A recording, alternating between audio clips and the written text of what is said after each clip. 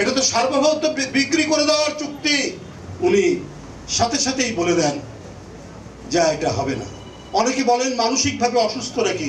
এত ঘনিষ্ঠ সম্পর্ক যে প্রধানমন্ত্রীকে আপা বলতেন বেনজির, তিনি প্রথমেই গ্যারান্টি পান হচ্ছে ভারতের কাছ থেকে। আজকে একের পর এক রোগাক্রান্ত, একের পর এক অসুস্থতায় তিনি ভুগছেন। এটার অন্য কোনো কারণ নেই, এটার অন্য কোনো নতুন করে ব্যাখ্যার কোনো প্রয়োজন পড়ে না। একমাত্র এই চক্রান্ত নীল নকশা হচ্ছে শেখ হাসিনা। উনাকে তিলে তিলে নিঃশ্বাস করার জন্য কারাগারে নিয়ে যাওয়া হয়েছে এবং খাবারের মধ্যে নানা ধরনের ওষুধ প্রয়োগ করে আজকে তার শরীরের নানা অসুস্থতায় তিনি ভোগাচ্ছেন। এই যে চুক্তি এবার কি করলেন, এই চুক্তি এটা তো সার্বভৌমত্ব বিক্রি করে দেওয়ার চুক্তি। অনেকদিন আগে আমরা বলেছিলাম একটা 50 দফা উনি গোপন কিছু চুক্তি করেছিলেন, কিছু প্রকাশ গোপন, এটা জানতাম না। এখন প্রকাশ পাচ্ছে দিনকে দিন। কারণ 2014 অবৈধভাবে তিনি ক্ষমতায় এসেছেন, 2018, 2024 এই যে আপনার একটা প্রহসন আমরা আর মামুদের নির্বাচন করে তিনি প্রথমেই গ্যারান্টি পান হচ্ছে ভারতের কাছ থেকে। ভারতের কাছ থেকে এই অবৈধ সরকার তিনি সিলমোহর পান, বৈধতার সিলমোহর পান। আজকে একটা পুলিশ অ্যাসোসিয়েশন একটা বিবৃতি দেয়, আমরা কোন দেশে বাস করি?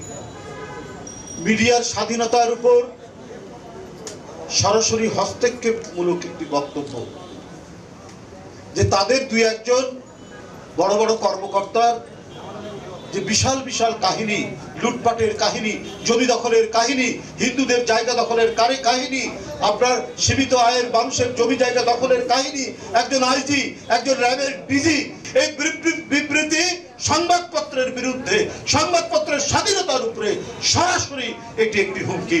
এত ঘনিষ্ঠ সম্পর্ক যে প্রধানমন্ত্রীকে আপা বলতেন বেনজির, আর আপার জন্য তিনি যা করা দরকার গুমের পর গুম করেছেন এই ব্যক্তিটি। আমাদের বহু মিটিং ভেঙে দিয়েছেন এই ব্যক্তিটি। আর আইনমন্ত্রী বেগম খালেদা জিয়ার উন্নত চিকিৎসার দাবির সাথে সাথে উনি সাথে সাথেই বলে দেন যা এটা হবে না। অনেকে বলেন মানসিকভাবে অসুস্থ নাকি এই আইনমন্ত্রী। এর মধ্যে কোনো করুণা, এর মধ্যে কোনো সহানুভূতি, এর মধ্যে কোনো মানবিকতা নেই। এই লোকটাই না আপনার 111-এর মঈনুদ্দিন ফখরুদ্দিনের সময় দুদকের প্রধান একজন কৌশলী ছিলেন, প্রধান কর্মকর্তা। তো এই লোকটিকে শেখ হাসিনা কেন আইনমন্ত্রী বানিয়েছে?